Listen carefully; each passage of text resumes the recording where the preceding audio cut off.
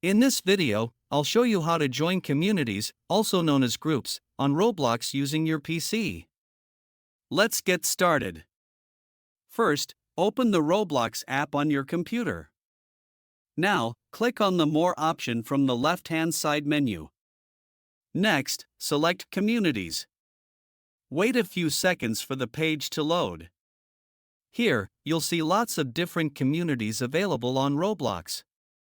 Simply click on any community you want to join.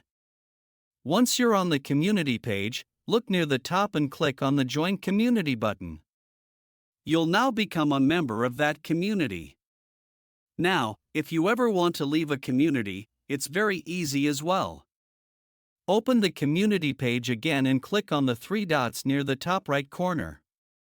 Then select Leave Community. Finally, click Yes to confirm. And that's it. That's how to join or leave Roblox communities, previously known as groups.